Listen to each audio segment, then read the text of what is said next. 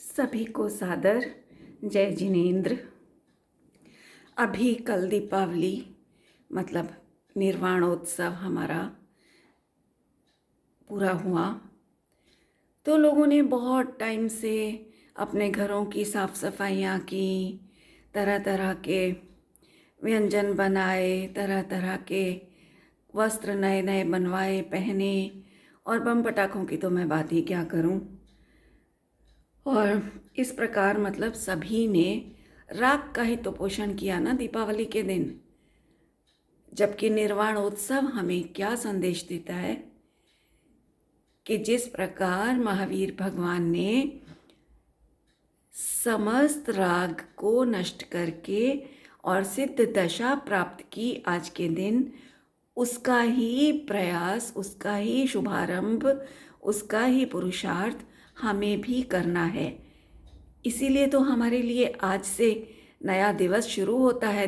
निर्वाणोत्सव के दिन से ही नववर्ष हमारा यहाँ से शुरू होता है कि अब हम महावीर भगवान के शासन काल में रहें, उनकी आज्ञा में रहें। शासन काल मतलब जो उन्होंने किया, जो उन्होंने वस्तु स्वरूप बताया, वही हम आचरण में लाए। श्रद्धा, ज्ञान, चारित्र तीनों रूप से उसी का हम पालन करें, तब तो हमारा दीपावली मनाना, लौकिक में दीपावली कहते हैं, चलो अनंत गुणों की अपेक्षा से दीपावली कह लो, पर वास्तव में तो हमारे जैन धर्म में तो महावीर भगवान का निर्वाण हुआ था आज के दिन। तो बाहर में दीपक नहीं जलाए गए थे, उनकी आत्मा में जो अनंत गुण थे वे प्रज्वलित हो उठे थे परिपूर्ण रूप से।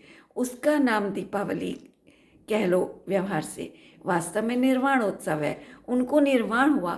अपने घर में कोई बच्चा या कोई भी प्रियजन अगर उन्नति करता है, कहीं बहुत बड़ा महान कार्य करता है, लोकोत्तर कार्य करता है, तो उसके लिए हम कितनी प्रसन्नताएं मनाते हैं ना, लेकिन हिंसात्मक रूप से तो कभी नहीं मनाते।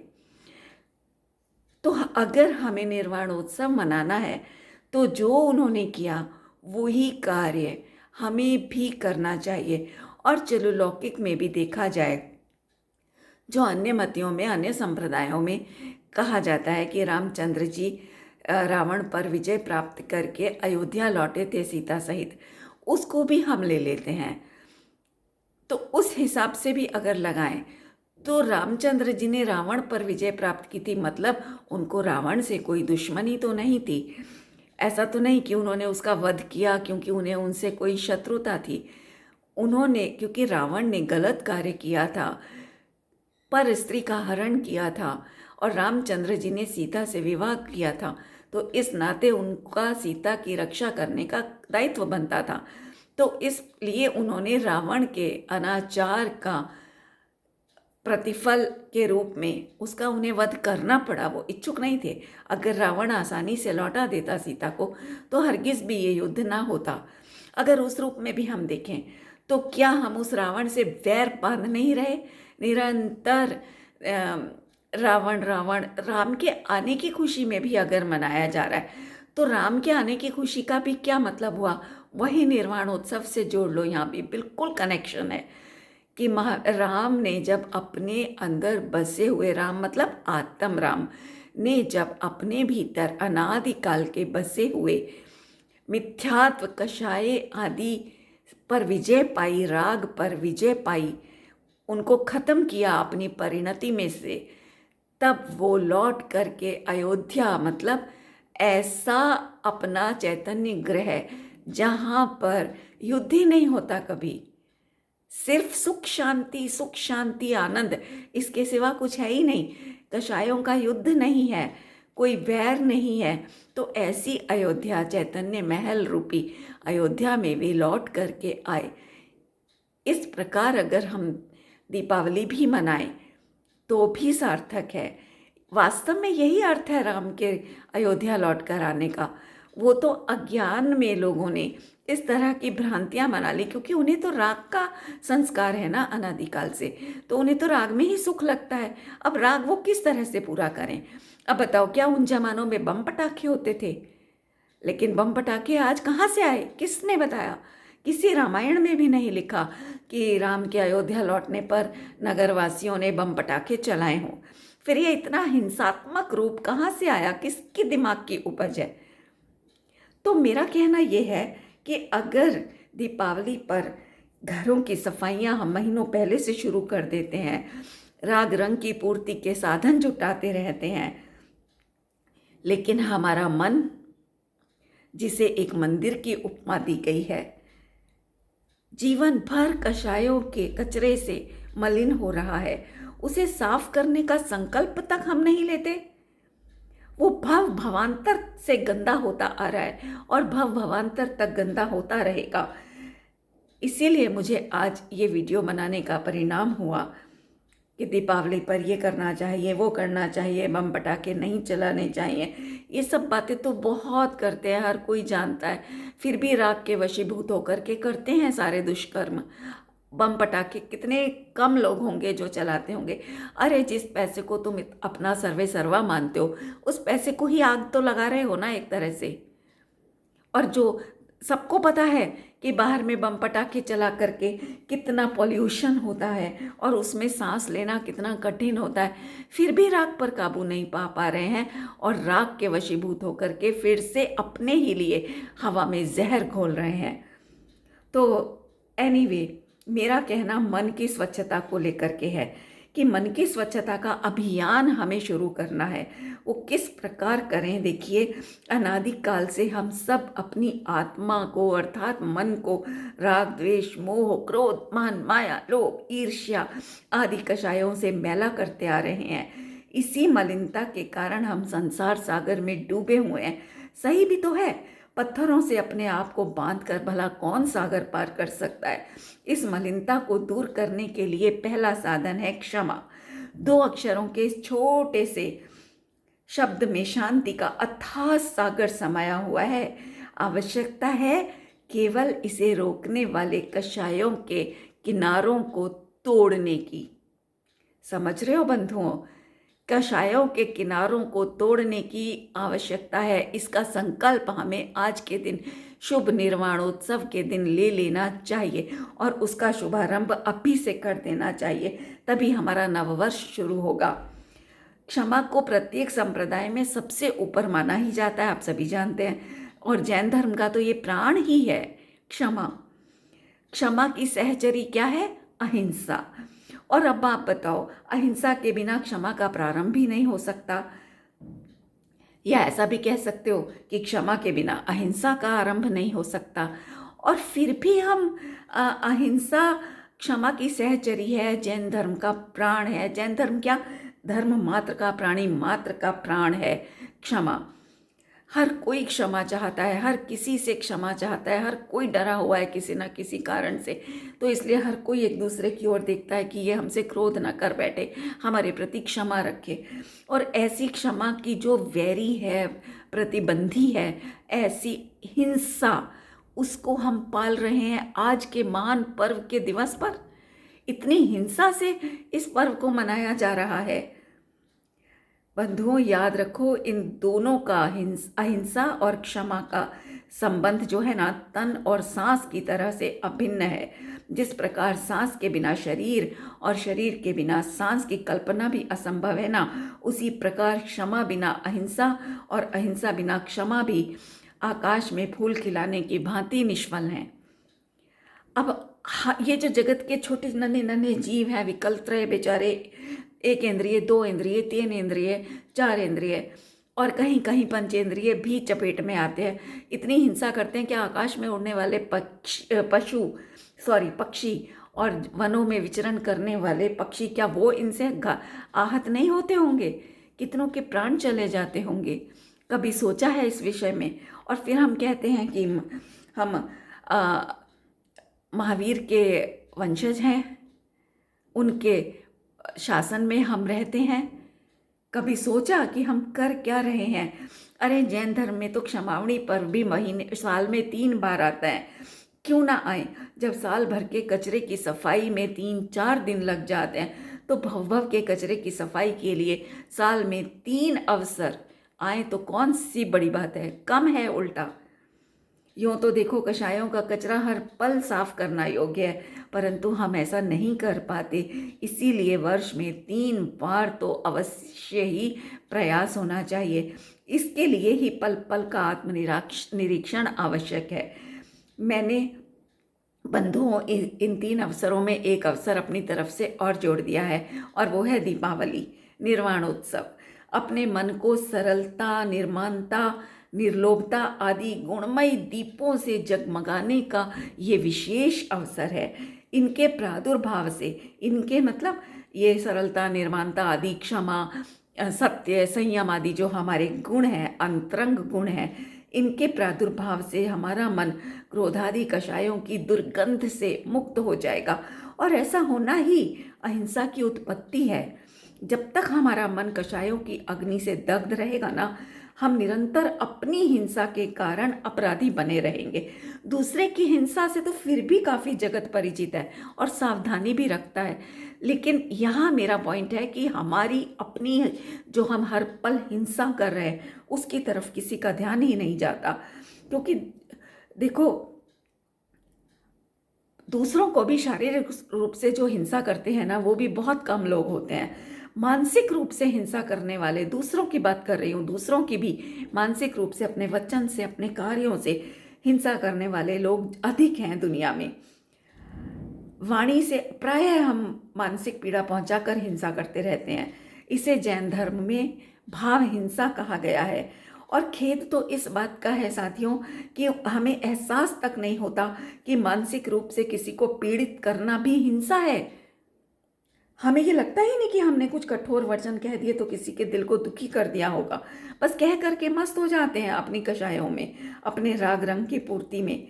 और देखो, इससे भी बड़ी बात ये है कि ऐसी हिंसा भी कभी कभी ही होती है। हर समय तो बात नहीं करते ना किसी से, हर समय तो वचन निकलता नहीं है। प्रायः तो हम 24 घंटे में देखा जाए तो मैक्सिमम आवर्स जो हैं वो हमारे मौन में जाते हैं। रात पूरी सोने में चली जाती है, वहाँ कोई वचन व्यवहार नहीं है। दिन में भी अधिकतर हस्बैंड लोग बाहर चले जाते हैं, बच्चे भी चले जाते हैं अपने अपने काम पर, सब अपने अपने काम पर चले जाते, रह जाते हैं हम अकेले घर में। तो किससे वचन व्यवहार करेंगे बताओ, है ना। तो वाणी से भी हम बहुत कम अवसर आते हैं जब हम किसी को मानसिक हिंसा किसी की करते हैं। लेकिन अपनी हिंसा तो हर जीव बिना एक क्षण गंवाए भी निरंतर कर रहा है। और आश्चर्य तो इस बात का है बंधुओं कि हमें इस बात की खबर तक नहीं। जैसे माचिस की तीली होती है ना, किसी और को जलाए अथवा ना भी जलाए, पर वह स्वयं तो जलेगी ही ना।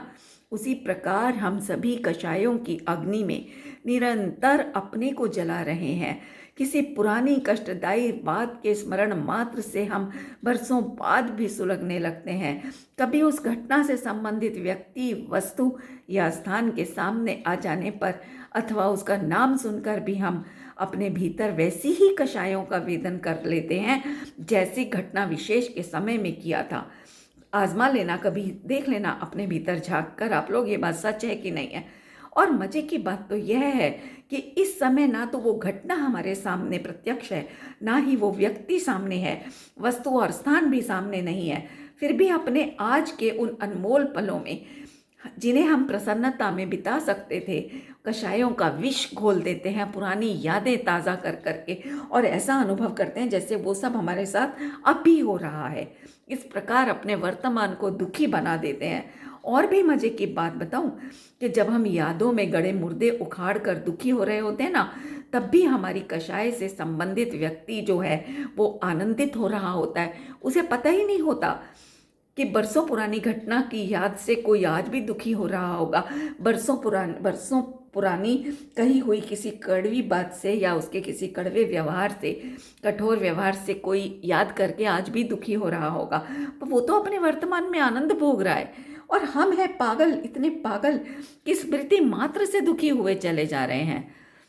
तो इस प्रकार हम अपनी हिंसा, जो हमारा अभी का चिंतन है, उसमें जो चैतन्यमयी आत्मा आनंद रूप से अवतरित होना चाहिए था, वो ना होकर के कषायों के दुख को हम निरंतर आमंत्रित कर रहे हैं अपने भीतर, और उससे हम निरंतर अपनी भाव हिंसा कर रहे हैं दुखी होकर के। दुखी होना अपनी हिंसा करने के बराबर है। देख लो, जो भी व्यक्ति बहुत दुखों की, जब जिसके अंदर बहुतायत हो जाती है, बहुत अधिकता हो जाती है दुखों की, तभी तो वो डिप्रेशन में जाकर सुसाइड तक कमिट कर लेता है। सुसाइड का कारण क्या है? सैडनेस, अंदर दुखों की अधिकता। और वही हम भी तो कर रहे हैं हर समय, है ना बंधुओं?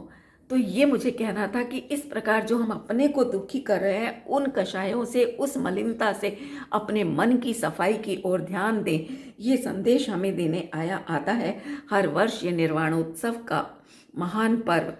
यदि हमें दुखी नहीं होना है ना, तो सबसे पहले अपने आप से क्षमा मांगनी होगी कि मैंने अज्ञानवश अपने आप को व्यर्थ ही दुखी किया। सबसे पहले अज्ञान को छोड़ें। कैसा अज्ञान? कि हम दूसरे के नहीं, सिर्फ अपने ही परिणाम सुधार सकते हैं। जब तक हमारे मन में दूसरे के प्रति अकर्तृत्व का ये रहस्योद्घाटन नहीं होगा ना साथियों, तब तक शांत बैठे दिखने पर भी हम क्रोधी ही कहे जाएंगे। क्योंकि क्रोध आदि कषायों की जो चिंगारी है ना, वो हमारे अंतस्तल में निरंतर सुलग रही है। जरा सा निमित्त पाते ही वह ज्वालामुखी बनकर कब हमें जला देगी, हम बेखबर हैं इस बात से। सामने वाला तो अपने परिणामों में शांति अथवा क्रोध रखने में स्वतंत्र है। अतः हमारे भीतर जो उत्पन्न दावानल है ना, उसे जलाने में वो असमर्थ है। सामने वाली की जो कषाएं हैं, अगर वो उत्पन्न भी हो रही हैं, मान लो उसको, तो भी वो हमारे भीतर जो वो है दावानल जल रहा है, उसको बुझाने में भी वो उसकी शांति असमर्थ है, और उसकी कषाएं हमें जलाने में भी असमर्थ है। हम खुद अपने आप से स्मृति में बसा बसा करके और अपने भीतर उत्पन्न करते हैं इस दावानल को। और हाँ, हमारी शांति, हमारा सुख चैन जो है वो अवश्य उस अग्नि में जलेगा। और एक बात, हमारे भीतर जो उत्पन्न दावानल है ना कषायों का, वो दूसरे की शांति को जला सके इसकी कोई गारंटी नहीं, जला ही नहीं सकता। इनफैक्ट गारंटी की तो बात ही नहीं, जला ही नहीं सकता। लेकिन हमारे अंदर जो हमारी शांति और हमारा आनंद है ना, उसको अवश्य जलाता है, इसकी गारंटी है। इसलिए यदि हम अपने जीवन में शांति चाहते हैं ना, तो हमें सबसे पहले अपने को क्षमा करना होगा, अपने आप पर दया करनी होगी कि हम अब विश्व के किसी भी चेतन अचेतन पदार्थ के लिए अपने को कषायों की आग में नहीं जलाएंगे। अरे पर पदार्थ का तो कुछ भी भला बुरा हम कर ही नहीं सकते, उसके लिए तो उसके पुण्य पाप कर्म बैठे हैं। लेकिन हमारा तो अपना तो हम हित अहित कर सकते हैं ना। अब ये हमारे हाथ में है कि हम औरों से आशाएं कर कर के दुखी होते रहें, अथवा वस्तु स्वरूप का विचार करके अपनी दया पालते रहें। और याद रखो साथियों, अपनी दया पालने में दूसरे की दया स्वयं पल जाती है, लेकिन दूसरे की दया पालने के प्रयासों में ना दूसरे की दया पलती है ना अपनी दया पलती है। क्योंकि दूसरे का भला बुरा उसके पुण्य पाप के अधीन है, और हमारा परिणाम, हमारा सुख दुख हमारे परिणामों के अधीन है, पुण्य पाप के अधीन नहीं है। हमारा अपने पुरुषार्थ के अधीन है। हम जब चाहे पुण्य के पाप के किसी भी प्रकार के उदय में प्रसन्नचित्त रह सकते हैं। किसी पाप के उदय की ताकत नहीं जो हमें दुखी बना दे, है ना। और इसी प्रकार किसी पुण्य के उदय की भी ताकत नहीं जो हमें रौद्र ध्यान करा दे, प्रसन्न करा दे। हम चाहें तो बहुत साम्य भाव रख सकते हैं पुण्य पाप दोनों के उदय में। और देखो, जब ऐसा परिणाम अपनी आत्मा में उत्पन्न होगा ना, ऐसा साम्य भाव जो मैंने बोला, माध्यस्थता का न्यूट्रल भाव, मतलब पर भावों के, पर द्रव्यों के प्रति, ये हमारे मन में होने वाले राग द्वेष आदि भावों के प्रति जब ऐसा साम्य भाव अपनी आत्मा में उत्पन्न होगा, तभी हम जगत के समस्त प्राणियों को अपने समान चैतन्य तत्व देख पाएंगे, और तभी हमारे आंतरिक और बाहरी जीवन में अहिंसा का अवतरण होगा। हम अपने को मनुष्य मानते हैं तो दूसरे मनुष्य का दर्द देखकर उस पर हमें कितनी करुणा आती है ना। मन करता है ना कि किसी भी प्रकार इसका दर्द दूर कर दें, काश हमें कभी ऐसा कष्ट ना मिले। यही जो करुणा भाव है ना, यही हमारी परिणति में जब हमारे लिए जन्मेगा, तभी हम अपने आप को कषायों से भिन्न आत्म रूप से देख पाएंगे। तभी किसी भी प्राणी को कषायों में जलता देखकर हमें अपनी और उनकी दया आएगी कि हे प्रभु, अब ऐसी अज्ञान जनित भूल मुझसे ना होने पाए, जिससे मेरी भी दशा इन लोगों जैसी दर्दनाक ना हो जाए कभी। ऐसा परिणाम, ऐसी कषाय, अब मैं इन कषायों का संग ना करूं कभी भी। ये होगी वास्तविक अहिंसा और सच्ची क्षमा। इसके बिना दूसरों से हम कितनी भी माफ़ियाँ मांगते रहें, हम क्षमावान नहीं कहला सकते। और इसके बिना सामने वाला कितना भी कह दे चलो क्षमा किया, लेकिन वो क्षमा नहीं कर सकता। उसके हृदय में कषायों की जो अग्नि जल रही है, वो केवल शब्दों से बोलेगा, लेकिन वो कषायों की अग्नि के जलते वो क्षमा भाव नहीं कर पाएगा, दूसरों के प्रति कभी नहीं रख पाएगा। इसलिए ये पहला सिद्धांत है कि अगर हमें जगत को के प्रति क्षमा रखनी है तो सबसे पहले अपने आप को क्षमा करना होगा। इन जलती हुई कषायों से अपनी रक्षा करनी होगी। ये तो हो सकता है कि सामने वाला तत्व विचार के बल से हमें सच्चे हृदय से क्षमा कर भी दे, चलो कदाचित, किंतु हम अपने आप को तो क्षमा नहीं कर पाए ना। कषाय की अग्नि से अपनी तो रक्षा हम नहीं कर पाए, वो तो तत्विचार से ही होगी। जब तक हम तत्विचार अपनी परिणति में नहीं करेंगे, तब तक कषायों की जलती हुई अग्नि हम शांति नहीं पा पाएंगे, क्योंकि तत्विचार वो शीतल जल है, सिर्फ एकमात्र यही शीतल जल है जिससे कषाय की अग्नि बुझ सकती है। इसके अतिरिक्त कोई जल नहीं है जो कषायों की अग्नि को बुझा दे। इसलिए हे मम प्रियात्मन, ये तो वीरों का ऐसा निराला मार्ग है जिसका प्रारंभ भी अपने आप से होता है और समापन भी अपने आप पर ही होता है ना? कितना सरल मार्ग। दूसरों को साथ लेकर चलने में तो आकुलता है ना, वो हमारा साथ देना चाहे ना देना चाहे तो, अथवा हमारे मन के हिसाब से ना चलें तो। मैं तो घर में नौकर के होते भी देखती हूँ कि वो मेरी पसंद का भोजन नहीं बना पाता, कभी कुछ गलती करता है, कभी कुछ कर देता है। तो इसीलिए मैं आप खुद ही अपना भोजन बनाना प्रेफर करती हूँ। और मैं तो अपने कमरे की, सच बता रही हूँ, मैं मान कषाय से नहीं कह रही हूँ, अपनी प्रशंसा नहीं कर रही हूँ, पर सचमुच बता रही हूँ कि मैं अपने कमरे की सफाइयाँ भी खुद से करना पसंद करती हूँ। और कभी कभी चुपचाप कर भी लेती हूँ, किसी को नहीं पता चलता, मैं चुपचाप कर डालती हूँ। इससे क्या है, एक तो जीव जंतु जो कमरों में घूमते दिखते हैं, देखो सर्वेंट लोगों को उतना विवेक नहीं होता, वो तो कैसे भी दौड़ते चलेंगे। हम लोग कितनी सावधानी से झाड़ू चलाते हैं, पोछा लगाते हैं। मैं देखती हूँ ना, एक एक चींटा कहीं दिखता है ना, कितना भाव आता है उसके प्रति, उस हिस्से को ही छोड़ देती हूँ, या पहले उसको शांति से आराम से झाड़ू से बाहर निकाल देती हूँ, तब जा कर के झाड़ू पोछा करती हूँ। नौकरों को कहाँ इतना विवेक है। इसलिए अपने हाथ से करना पसंद करना चाहिए, और फिर हमारा शरीर भी स्वस्थ रहेगा। जितना हम इसको चलाते रहेंगे ना, उतनी ये मशीन जो है ना सुचारू रूप से कार्य करती रहेगी। और नौकरों के हमारे अनुसार कार्य ना करने पर जो हमें आकुलता होगी ना, क्रोध आएगा, उससे भी हम अपनी रक्षा कर पाएंगे। इसलिए प्रमाद छोड़कर, आलस छोड़कर अपने कार्य खुद करने का अभ्यास करना चाहिए, आदत बना लेनी चाहिए। और इसमें हमारा बुरा भी क्या है, अपनी शान तो नहीं कम होती ना, अपने ही तो घर का कार्य कर रहे हैं ना हम। तो एक तो समय से कार्य हो जाता है, दूसरे अपने मन के अनुकूल कार्य हो जाता है, तो मन भी प्रसन्न रहता है ना।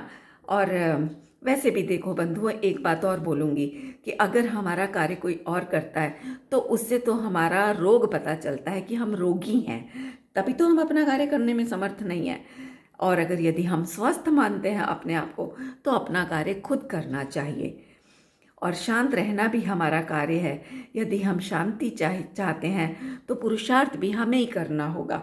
गंदगी हमारे मन में है तो हमें ही तो साफ करनी होगी ना। घर के कार्य तो कोई कर भी देगा, पैसा देकर करवा भी लोगे किसी से, लेकिन मन में जो गंदगी है वो तो कोई नहीं कर पाएगा ना साफ, उसको तो हमें ही करना होगा। इसलिए दूसरों से क्षमा की अथवा परिवर्तन की अपेक्षा करने से अच्छा है कि हम स्वयं बदल जाएं। हमें भूख लगी है, हम औरों से भोजन बना कर देने की उम्मीद करते रहें और उसका मन ना होने का, या कभी थोड़ा डीले कर देने का, या हमारे अनुसार स्वादिष्ट ना बना पाने का, तो उससे अच्छा है कि हम खुद अपना भोजन बना लें, है ना।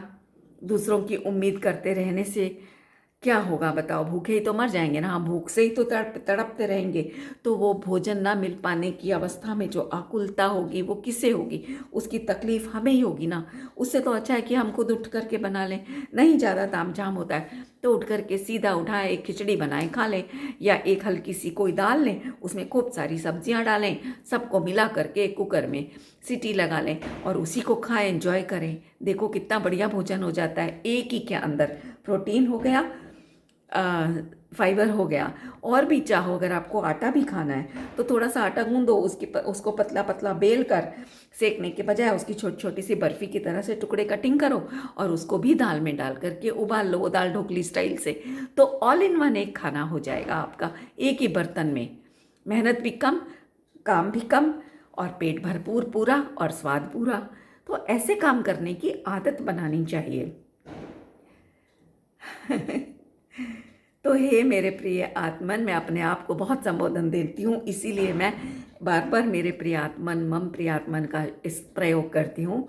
यही सिद्धांत है शांति का, सुख का और आनंद का और आराम का। औरों ने क्या किया क्या नहीं किया, इन बातों से दृष्टि हटा लो चेतन। मैंने क्या किया क्या नहीं किया, इस पर नज़र डालो। अगर कोई तुमसे शिकायत कर रहा है कि तुमने उसके साथ बुरा किया, तो उसकी शिकायत का बुरा मानने की अपेक्षा उसके दृष्टिकोण से विचारने की कोशिश करो कि उसे तकलीफ हुई है तो हो सकता है हमने ज़रूर कुछ ऐसा किया होगा या कहा होगा जो उसके दिल को दुखी किया होगा। हो सकता है कि तुम उसकी परिस्थिति में होते तो तुम शायद उससे भी ज़्यादा शिकायत करते। हे प्रियात्मन, इसलिए ऐसे विचार करो कि किसी के सद्गुणों को अपनाने और अवगुणों को त्यागने का प्रयास करो। तो यदि दूसरे के समान अवगुण तुम में भी हैं तो ईमानदारी से उन्हें दूर करने का प्रयास करो, और यदि नहीं है तो मुझ में वे अवगुण आ ना जाएं, इसकी सावधानी निरंतर रखो। इसी प्रकार किसी के गुण मुझ में है तो उन्हें बढ़ाने का तथा नहीं है तो प्रकट करने का प्रयास करो। अपने को कषायों की अग्नि से बचाने में यह तुम्हारा अपूर्व पुरुषार्थ होगा चेतन।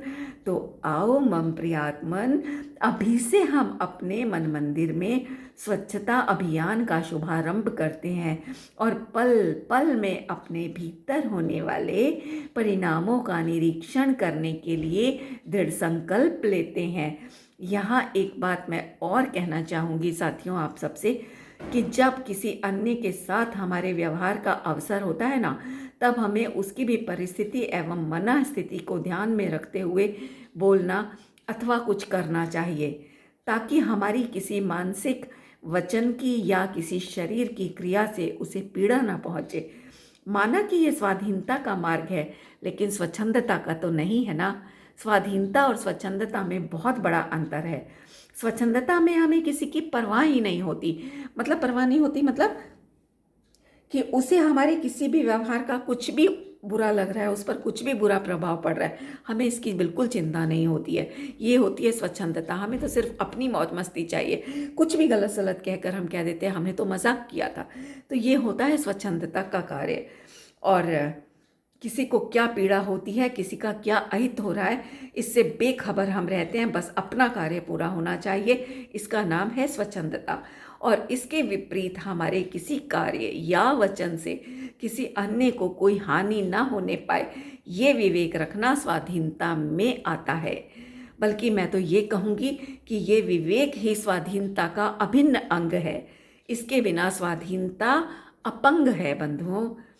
तो आज के दिन, निर्वाणोत्सव के दिन, महावीर भगवान ने क्या किया था, अपने भीतर से सारी राग भाव को नष्ट किया था और राग भाव को छोड़ दिया था। तो आइए आज हम सब मिलकर के ऐसी दीपावली मनाएं और ऐसा संकल्प लें कि हम भी अभी से अपने भीतर चलने वाले राग भाव का भयंकर तिरस्कार करते हुए अपनी निकषाई आत्म स्वभाव को प्राप्त करेंगे। बस ऐसी ही शुभेच्छा के साथ आपकी अपनी रश्मि, आत्मरश्मि। जय जिनेंद्र।